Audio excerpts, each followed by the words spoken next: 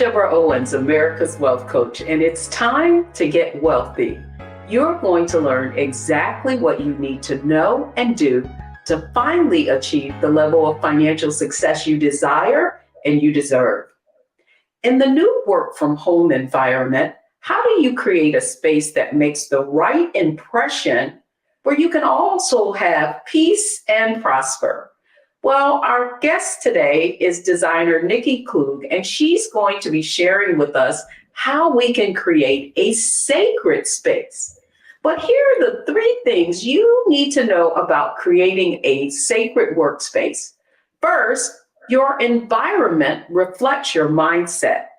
Secondly, every minute of organization saves you time and money. And then finally, a sacred space can increase your productivity.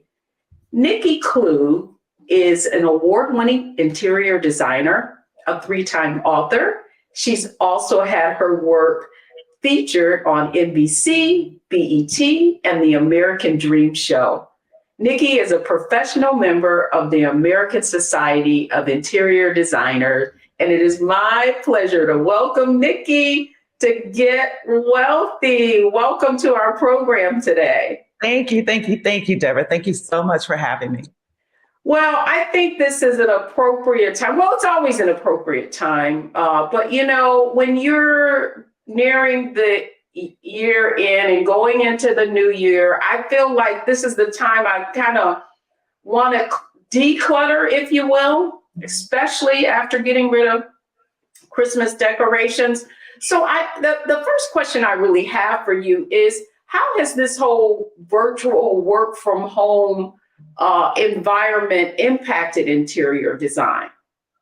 Oh my gosh, Deborah. Yes, absolutely. There's 2 times a year that I recommend people do a deep cleaning, and that's spring cleaning. And then after the Christmas decor is taken down. So this is the perfect time to start preparing your mind, your calendar, and your space for doing just that.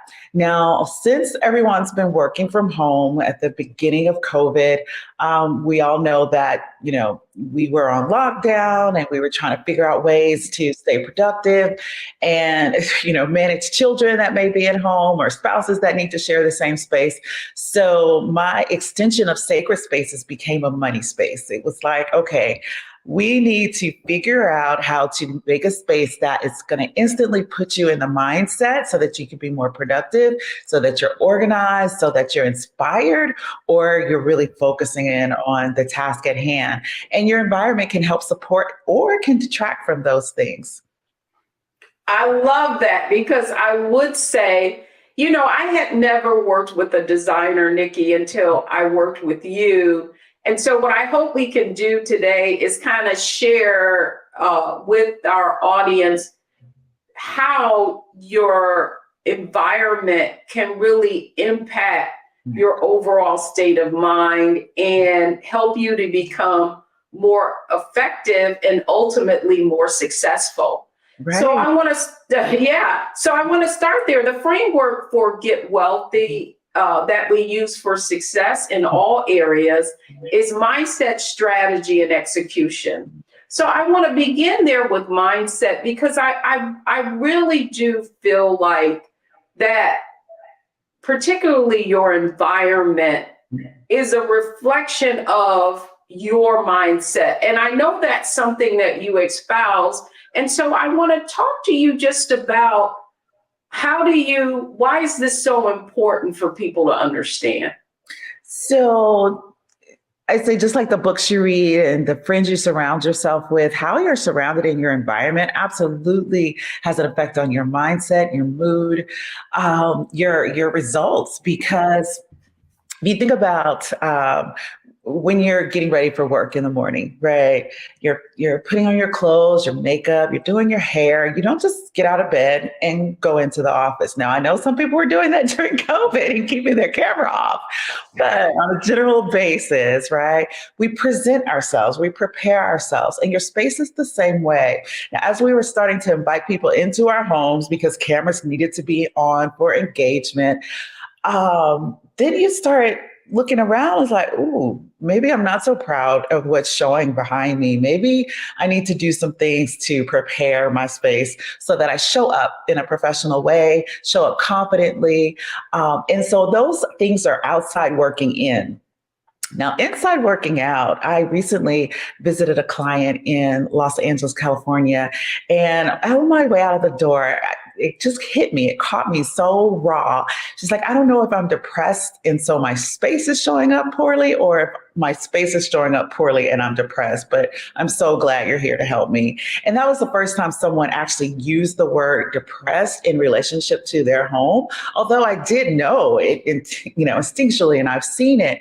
But it was so astute of her to actually use that word and call it out so that I knew that, I was the solution for her and that we were going to get in there and help her fix that situation. So yes, your space absolutely has a play on your mind and your mood. And there are some things that we can manipulate too. And I think that goes into strategy. So I'll let you continue. Oh, okay. Well, one of the questions that I wanted to ask you today really is sometimes we don't even realize that we could have a surrounding that is impacting, even if it's not cluttered or anything like that. But what are some elements that you might have in your home that you may not even be aware could be impacting your mindset? For example, is there certain lighting that you should have? Are there certain smells or something of that you need to be aware of so that you create a space like you so eloquently put where you can really thrive? Right. So yes, lighting and scent comes into play. We talk about designing to your senses. We all experience the world differently, and generally 2 of the 5 that we know of, there are actually 26 senses that the human body holds, but 5 that we know about and can all identify with, 2 of those are generally impacting you. That's how you experience the world. So there's touch, of course, there's smell, there's sight, there's the sense of hearing, right? And olfactory smell. So, and then the last one is taste, but we say that's more of your personal taste, your style. Designing. But yes, smells, absolutely. Aromatherapy, think about that, have an effect on you. So we like to bring in citrus for energy, peppermint as well. And then for restfulness and other spaces in your home, lavender or clary sage. There are different scents that evoke different energies and emotions. And so you can take those and bring in more of what you need in your workspace. Lighting is, yes, very important as well. And I would add in one more thing, and that's not necessarily tied to your senses, but it's traffic flow. If you think about where you are tolerating something, is it a disorganized drawer? Is it a weird corner in the room? Is it, a space where people bump into each other often and frequently? How can you adjust and make things make it where things flow more easily? It's interesting. One of my thoughts as you were saying that is that I'm not a big plant person only because I have a black thumb, not a green thumb. And so, but my husband loves greenery. And so I wonder if bringing that kind of element into your space can also assist you with creating an environment and having the right mindset. Absolutely. It's a symbol of life and new birth, green, the color green itself, but also green plants bring in oxygen and they're healthy. Now, there are some interior home plants that will stay alive with even the blackest of thumbs. Our monthly watering. But then there are some really, really great faux plants now. Oh my gosh, they have come a million years in just the technology of making things look real. And so bringing in a lot of those or a few of those and having one actual real plant might be the trick for you, Deborah. So try that. Oh, that's good. This was the first year we ever had an artificial tree. And I would say that I am kind of impressed with how far they've come from. I remember back in the day growing up, we put the little sticks and the branches in the tree trunk, but they have come a long, long way. And so this makes perfect sense. So when we come back, I want to talk a bit about strategy, and strategy from the standpoint of how your design can impact this whole virtual working from home, and what are some of the strategies that you can use to make a great impression when you're having to engage with your workplace from home. So don't go anywhere, folks. We'll be right back.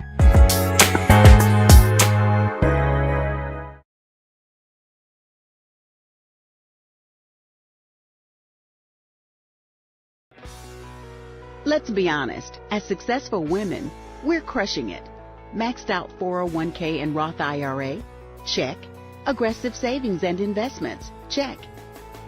Yet, the freedom our success was supposed to buy can leave us stuck on the six-figure hamster wheel, watching retirement slip further down the road. There's another way. Get coaching courses and community at wealthyu.com.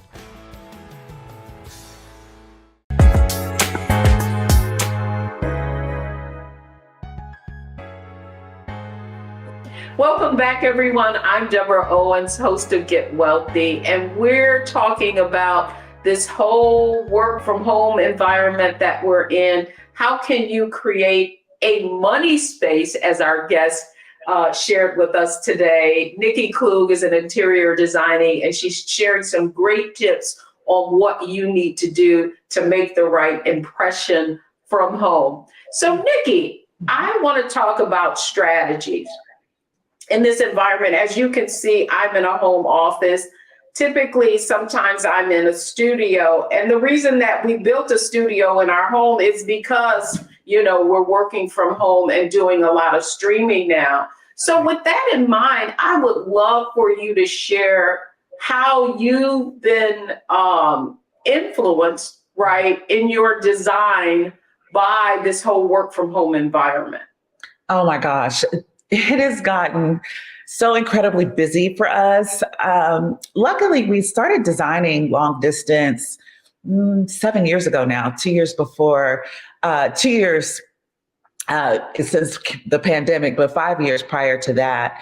And that gave us the ability to really be ahead of the trend of working from home, because we had done so many Zoom meetings and discovered the ways to get measurements and all the specifications and things that we need for a space in order to design. So the pandemic really did boost our business in the sense that we were already steps ahead, and we were helping people in their homes by creating a money space challenge and helping people get themselves situated and organized and putting first things first, like what are the first things you should do if you start working from home. So that was quite an adventure, and I'm happy to continue that now and talk with people like you and your audience about the importance of, setting up your money space. That's maybe the first place you want to conquer if you're working from home still and haven't yet done so, and then see how that affects you and spreads out to other areas of your home. Again, how you surround yourself absolutely has an impact on your mindset and your mood.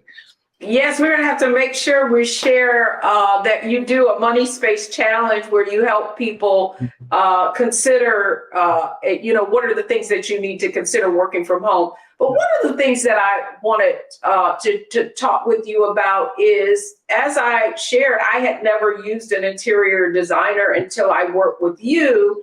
And so can you share with our audience just a little bit about how you find a designer, and what are some of the things that you need to consider when you're choosing one? Right. I think people are afraid to look into hiring an interior designer. They think, oh my gosh, it's going to explode my budget. It's going to cost so much more. In actuality, we help you save money. We help you make really wise choices and prioritize and make bigger impacts with less, as well as, cutting down on mistakes. So I know that we talked through some things, Deborah, and you had some great ideas. And I gave you the things to consider from a professional standpoint of, well, make sure you do this. And if you want to do that, then you need to talk to this person, right? And so there are a lot of considerations to be made.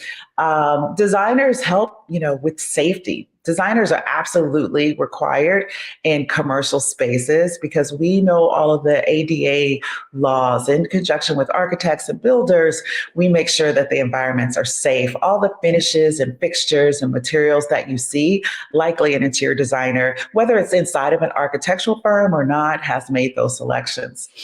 So yes, health and safety in a commercial environment and residential environment, we are bringing in some of those same things into the home now.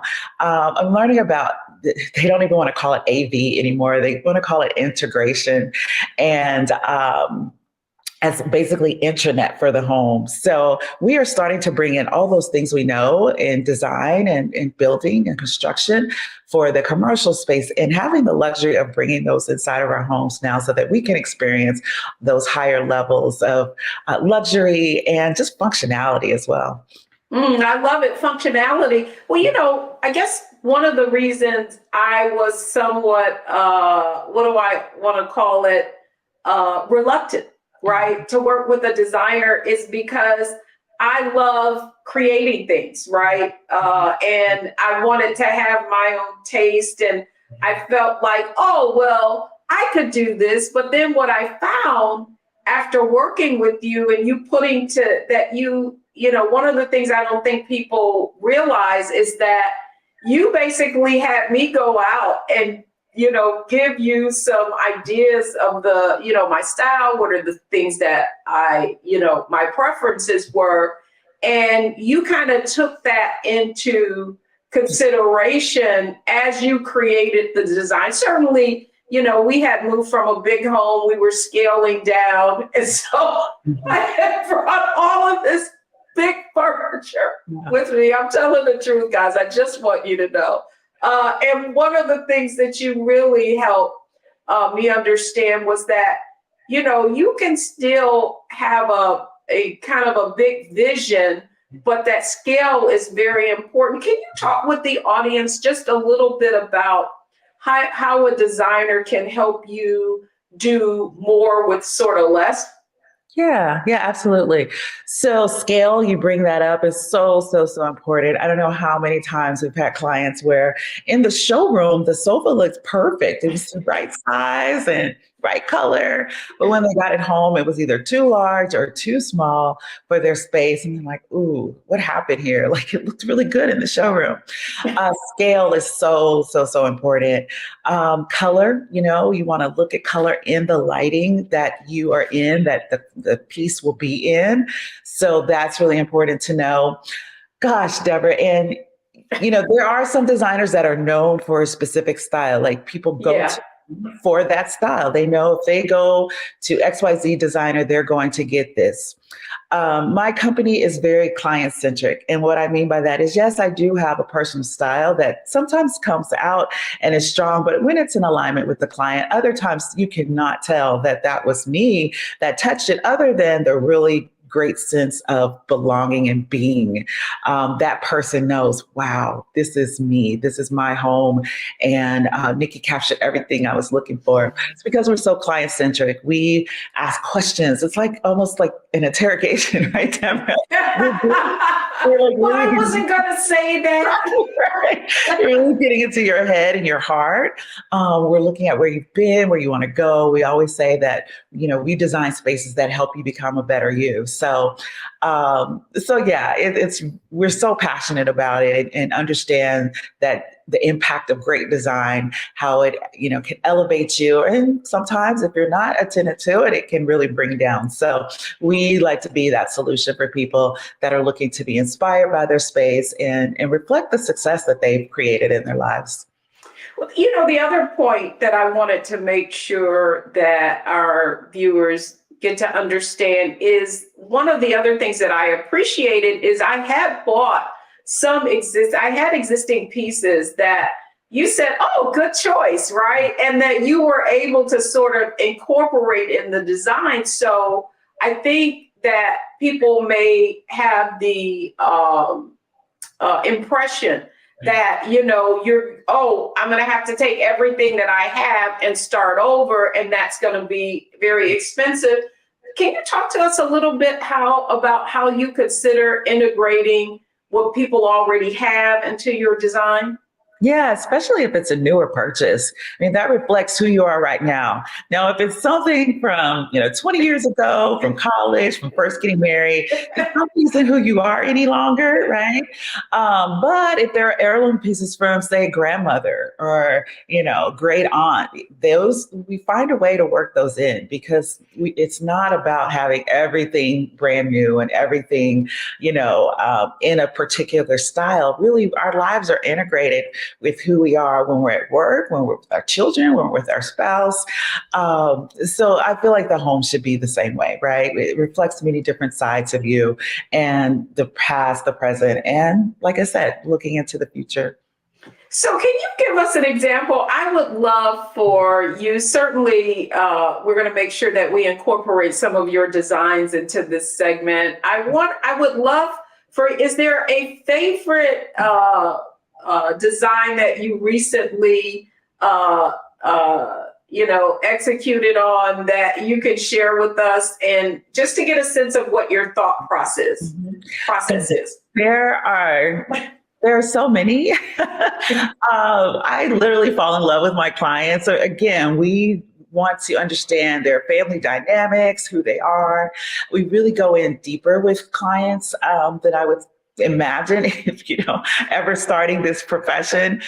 We say we're often marriage therapists when we have husbands and wives that with competing interests or visions. So gosh, so many homes that we've been in that I just love the results that we've created. I'm currently in my own home renovation, relocating to Omaha, Nebraska.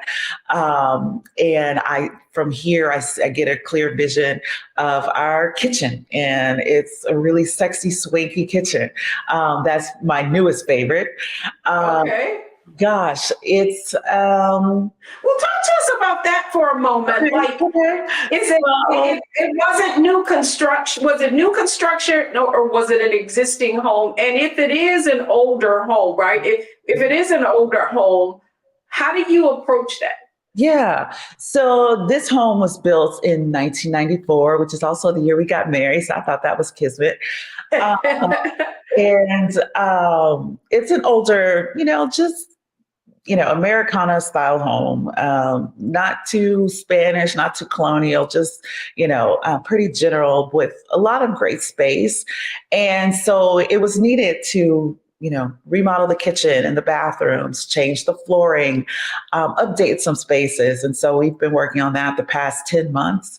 The kitchen is a reflection of our new mindset and our new space that we're in. We have 4 sons, my husband and I. And the youngest just recently left home. It's been a year now. It feels still so new. So we're new empty nesters. And this kitchen has Black cabinets on top and a really warm, deep wood on bottom with a backsplash that has Black and gold inlay. And so it's really very, very modern, clean lines, flat panel doors, touch open and close, no hardware that's visible, except for on one pantry area. It's a thin, sleek Black fingertip opener and a really super deep pantry. The cabinetry goes from floor to ceiling. I'll see if I can get you some pictures to. Yes. So I want to. If you can give us pictures, we'll definitely include it. So. Yeah, and I'll tell you, I want to know, because you shared a picture of that was the agate, the agate rock? Yes. Where were you putting that at? Where was that going? That's in the shower area of our primary bathroom. Oh my! Yeah. So we've got to have pictures. I'll give you some progress. This is a big job, right? I feel like you must have renovated you talk about kitchen, floors, bathroom. That's almost a complete renovation. Essentially. Yeah. So when we come back, though, I want to talk about execution. So you have been hearing how Nikki Klug Interior Design really approaches design. And if you haven't ever worked with a designer that perhaps you were like me, that's really what we want to share with you today. So when we come back, it's all about execution.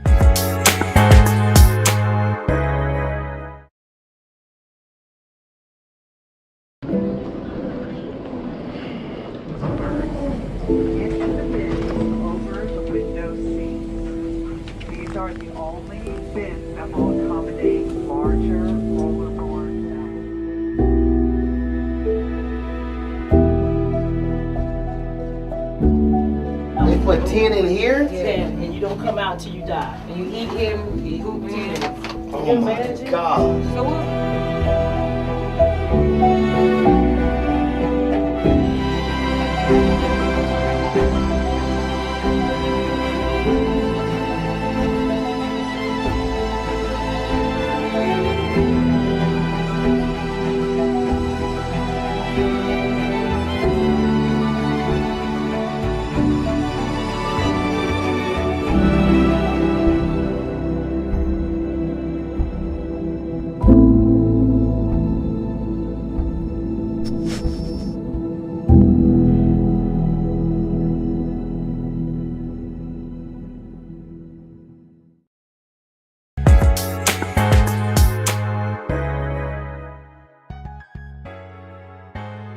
Welcome back, everyone. I'm Deborah Owens. You're watching Get Wealthy. And with all of us working from home and wanting to have a life that, a visual representation that we're bringing people into our homes, joining me today is Nikki Klug.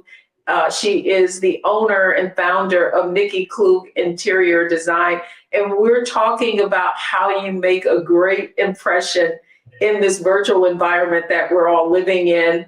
Nikki, I wanted to thank you so much. I can't wait to see how much progress you've made in your own home, how timely. Now I want to talk about execution, because I do think that when you're working, if you've never worked with an interior design, here you come with these ideas. You basically give me a rendering of and add the actual furniture, and talk about once you sit down with the client, like you did me, and you go back into your, I don't know, your, what do I want to call it, your lab, and you find all these different things based on the conversations that you have. What is the process that you go through in creating that design? And delivering it to the client so that they can make choices? Yeah. So one of the first things we do once we understand your goals and your desire, what your vision and your wish list is we start creating the structure for that to happen. So we look at the floor plan, the existing floor plan, where the lighting is, where the feature walls are. Is there a fireplace? Are there a bank of windows? We start looking at the structure of the space and create a furniture plan. So we lay out, furniture according to how many guests do you entertain? What's your family structure like? Do you have pets? We think about all the different ways that the space could be used in a functional way, and we get that on paper. From there, we see, okay, these are the pieces we need to buy. Maybe we have a couple of different choices, and we build out a budget. Okay, what is it going to take to bring this all to life? Not only the furniture, but also the layers, the draperies, the lighting, any special wall treatments. We look at, like, what's the potential of this space? How are we going to get this over the finish line to this client's wish list and make it an extreme transformation, the one that they're looking for. And from there, once we have the structure and the budget, we start thinking about their senses, like how do they want to experience this space? Is there a sense of sight? Are they really big on color? And if they're, primary input is sight, should it be an organic space or more of a structured and modern and clean space? Usually we're about 80% of people are visual, of course, and you obviously think of that when you think of interior design. But then we started thinking about, is it touch? Is it texture? What type of fabrics are we going to need for the sofa or the chair or the rug? Like, what are the tactile places that we get to play with? And of course, there's the lighting and the sound. We look at those layers, and that informs us of where and what we're shopping for. And then finally, the style, the taste. What company, what of our vendor partners are going to best play with their budget and their style and taste and bring this all home for us. So lots of different steps in there. Showing the client our design concept for approval before we go all the way in to the final details of drapery hardware and finials and accessories and art. We do, nuts to soup to nuts with our clients, the whole thing, if that's what they so desire. Or sometimes it's a consultation where we give them all of our great ideas and let them execute it on their own.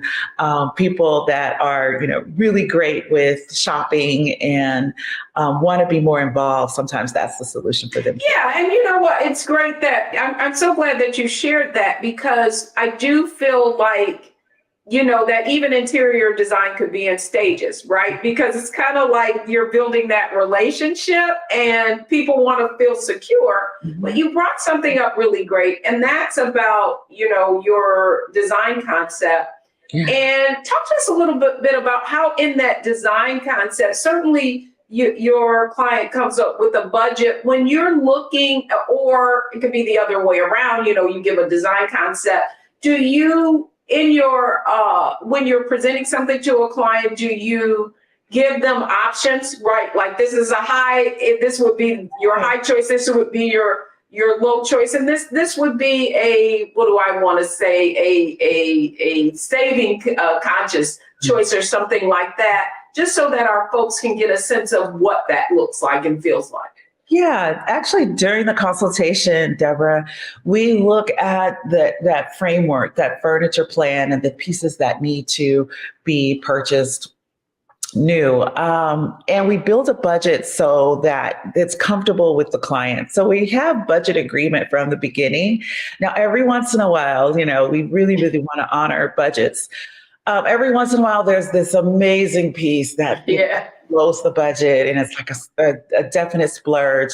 What we'll do behind the scenes is we'll work to maybe make this piece a little less or that piece a little less, so that we still come within the overall budget. But still, sometimes it's like, okay, let's show the piece that works, in agreement with what we decided from the beginning was acceptable and comfortable. And then let's show the splurge piece. And if necessary, let's already have a plan of how to get that splurge piece, whether it's now or, and we put some other things off, or if we can get it later, but it makes sense to get the more reasonable, if you want to say that word, thing. So, reasonable. That was the word I was looking for. That's the other thing that I wasn't aware of, and that I think people need to understand, is that, when you're going into some of these furniture retailers, or you're online and you see that retail price, that is retail. And in some cases, and in most cases, interior designers have relationships with these vendors. And so what you can really bring to bear is the ability to negotiate on pricing using your own leverage and your discounts. Talk to us a little bit about that. That's one of the ways that interior designers save money. And now not everyone does that. So I didn't bring that up initially because, again, not every designer works that way, but we do. We save you 20 to 30% off retail price. And oftentimes the interior design service itself is paid for through the savings of the purchases. So yes, interior designers, we have vendor partners that we have great buying power with, and we don't have the overhead of a big chain store. And so we are able to offer that at a reduced price. Well, this is Get Wealthy. So I had to come up with the fact that interior designers are investments, right? But not only investments, but that you can get a return on those investments as well. And the other aspect of execution that I wanted to get into that I think is so critical, we had a total remodel. Well, not a remodel. We finished our basement, which when we bought this home, it was unfinished. Right. And so often, you're so fearful of the contractors that are going to come in and do the work. Are they going to finish now? Because what I have found, it took us what was supposed to be 3 months. It took us a year to build a what I thought was a screen porch, but I was informed it really was an addition. So that's why it took so long. But talk to us a little bit about how the relationships with contractors can be beneficial, that interior designers have with contractors can be beneficial when you're, remodeling or doing an interior design project. Yeah, absolutely. Interior designers can bring in the contractors and work with contractors that they have a relationship with and have a little bit more leverage and pull because, they bring the contractor work. For example, we have a contractor in San Diego, California, that we've worked with for 15 years now. In the last 4 years, we've kept him busy, project to project to project, to the point where I'm like, I should put you on payroll. Project. He's the type of contractor, he just does one major project at a time. He might do a couple little side things as he's waiting for permitting to happen. But his attention and focus is on one major project. And we've done 5 kitchens, 3 bathrooms, a couple of built-ins and back door. I'm thinking of one specific home. It was a different need than our normal flow, but we have kept Tommy so busy. And because of that, he is not that he's beholden to us in any means, but he wants to keep me happy because I keep bringing him business. So he stays on schedule. He's very communicative. He's very clean and neat and meticulous. And I love that. And that's why I keep going back to him. But yes, your interior designer will have relationships locally that can benefit you in the long run versus you trying to, beg the contractor to come back and make progress and keep you informed with what's going on. The construction industry is quite taxed right now. And even before COVID, their practices aren't necessarily, as business oriented as maybe some of us are accustomed to in a commercial space or commercial setting. So it can be challenging, Deborah. It definitely can be challenging. But I want to bring up one point. I want to go backwards a little bit because not everyone knows, especially your savvy investors would want to know this, that you can take a deduction for the cost of your interior designer. When you're doing your home, it becomes part of the basis of your home costs. When you go to sell, keep all those receipts, keep all those purchases. Now, not furnishings, but anything that changes the home, the design for that, the labor that went into planning that, and the materials and construction labor, that all gets written off as part of your basis when you go to sell your home. So really important to know. Not everybody knows that. Absolutely. And also, I get all excited because we're talking about investment and return on investment. But also, one of the things that you should know is that the two major areas of your home, when you upgrade them, that increase the value of your home are what Nikki just said she's doing in her home, and they are kitchens and bathrooms. So I believe, I'm so glad you brought that up because I believe that, I was just speaking with a coaching client and we were talking about ways that she can create, I call it sweat your assets, right? And one of the ways you can sweat your assets is if you are going to do short-term rentals, that's one of the things that you want to do in your interior design, because what happens is that you're able to get more because people are going to pay more when you have nice surroundings. Now you want to be careful. You don't want to make it too nice because you have people coming in your home, but that is a benefit all the way around. So I love investment. So we're not spending. We are making investments in our area as well as internally, right? and externally, but internally it's the way it makes us feel. So folks, we're coming back to our next segment, and that is our analyze, optimize, and maximize. And one of our whole focus for this segment was working from home. And so when we come back, that's exactly what I'm going to have Nikki share with you, exactly what you need to do to add that to your environment.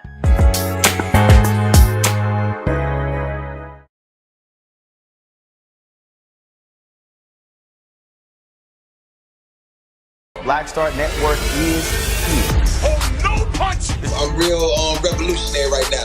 Thank you for being the voice of Black America. All momentum we have now, we have to keep this going. The video looks phenomenal. See, there's a difference between Black Star Network and Black-owned media and something like CNN. You can't be Black-owned media and be scared. It's time to be smart. Bring your eyeballs home. You dig?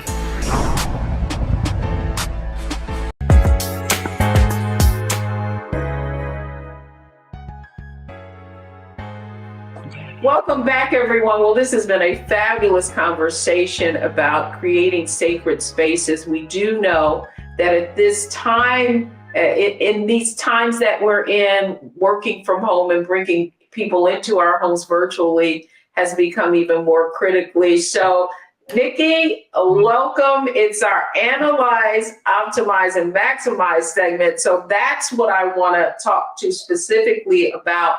Is this virtual? How do we add this work from home space? What's the first thing we need to consider, from analyzing what areas we could use within our home for working from home? Yeah, that's great. Great question, Deborah. If you don't have an extra space, say a guest bedroom or a den that doesn't get used often, there are some other areas that you can consider. Now, those will be ideal because you can close the door, no one's disrupting you, no one's, making noise in the background, and you can maybe make some changes in that space to set up a proper office. But sometimes that's not the case. And so the next thing that we like to recommend is the dining room. Generally, a dining room will have a table, right? That's 30 inches high, just like a desk. And you can set yourself up so that the back wall in the dining room is behind you. And so no one's walking behind you and in the view of the camera. If a dining room is not available to you, then go to the breakfast room. And if absolutely necessary, your bedroom. You can position yourself in a corner in your bedroom. Generally, the bed is taking up a lot of the space. If you're in a home that, doesn't have a separate den or office space, I'm guessing that you don't necessarily even have a sitting room. But if you do, a sitting room in the bedroom would be great. And if not, just don't sit in the bed. Right? That's exactly right. Oh, that is so scary. It's so funny. I had that happen. Yeah. But the other question I have for you is that how about if you have like a large closet? Right. How would you kind of optimize that? Certainly, I don't mean you have clothes in it, but you have a space but it's a smaller space. Right. What do you need to think about in that regard? I would only do that for meeting time. I would not recommend working in a closet to anyone. Not that everyone's claustrophobic, but it can just feel oppressive. It can feel worse than even in a cubicle. So, but for meeting time, when you need it to be quiet, the clothes that are still left in that closet are actually really great for soundproofing. I know someone that actually does recordings in their closet. Yeah, podcast. Sound, right? But I would, think about getting a Zoom background so that it blurs out any clothing or any, of the hardware that's inside of a closet.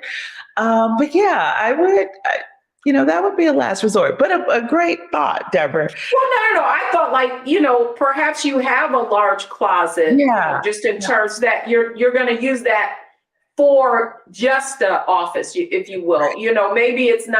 Maybe it's like 8 by 10 or something, right? And I just wanted to get that interior design Is that could you use a space of that?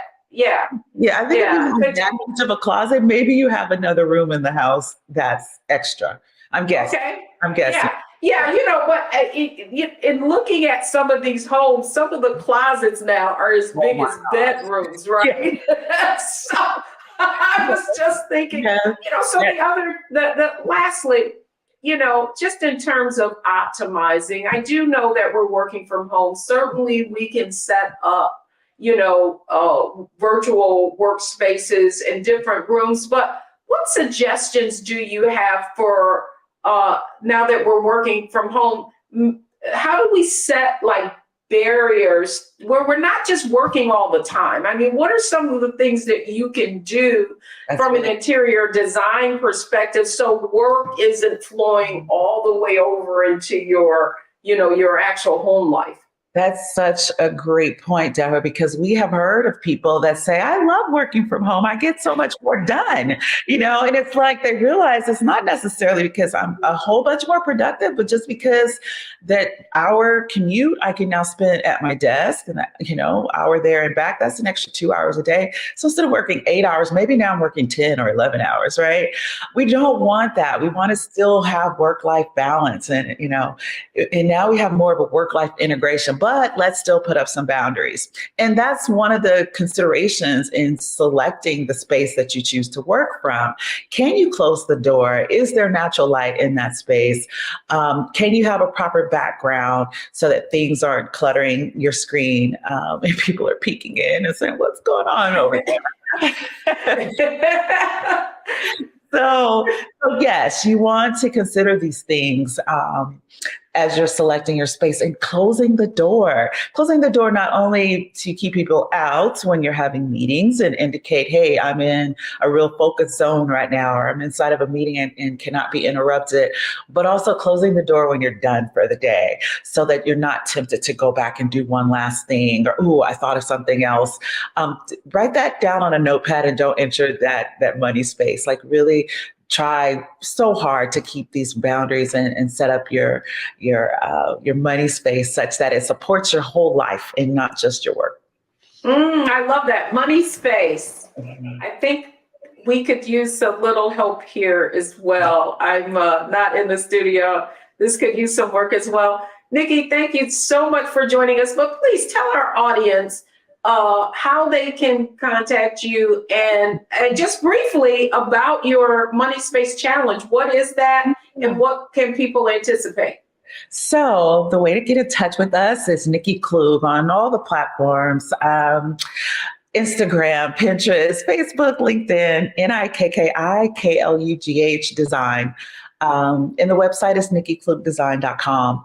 So we are doing a challenge coming up in the new year for a 5-day Create Your Money Space Challenge where we take you through all the steps like selecting the room, creating your furniture plan, setting a budget, and then identifying which of the 5 senses are the ones that most speak to you and help you get in the mindset. And then after that, your big whys. Like this is a part of the exercise that takes you deep into why you do what you do and how to then use that to create an environment that's inspiring and help you focus throughout the day. So that's the 5-day Money Space Challenge. Create your own Money Space Challenge, and just go to moneyspaces.com and sign up for our list to get informed when the date of the challenge will actually be. Oh, that's fantastic, Nikki Klug. Thanks so much for joining us on Get Wealthy. You covered a lot of ground with us, and I love the fact that I can write off your services as well as I'm increasing the value of my home because that's how you get wealthy. Yeah. Thank you so much, Nikki. Thank you. Awesome. So when we come back, what are the 3 takeaways from today's show that can not only help you gain peace of mind, make a good impression, but also create that sacred money space? We'll be right back.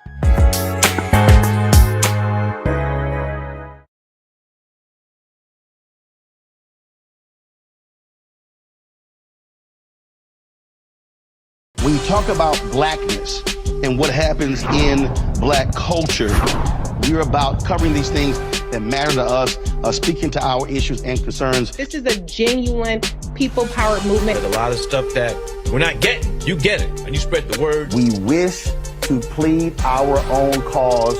Too long have others spoken for us. We cannot tell our own story if we can't pay for it. This is about covering us. Invest in black-owned media. Your dollars matter. We don't have to keep asking them to cover our stuff. So please support us in what we do, folks. We want to hit 2,000 people, $50 this month, raise $100,000. We're behind 100,000, so we want to hit that. Y'all money makes this possible. Checks and money orders go to P.O. Box 57196, Washington, D.C. 20037-0196. The Cash App is $RM Unfiltered. PayPal is R Martin Unfiltered. Venmo is RM Unfiltered. Zelle is roland@rolandsmartin.com.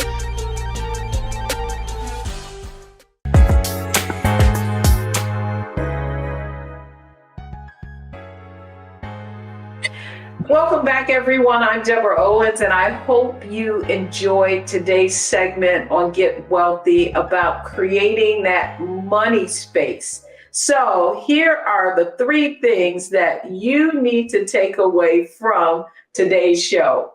First, a cluttered space could mean a cluttered mind. And secondly, we shape our homes, and our homes also shape us. But also, our homes are also an extension of ourselves. And now that we're inviting people in virtually, we want to keep that in mind so that we make that great impression. That's going to do it for us on Get Wealthy. Thanks so much for joining us only on Black Star Network.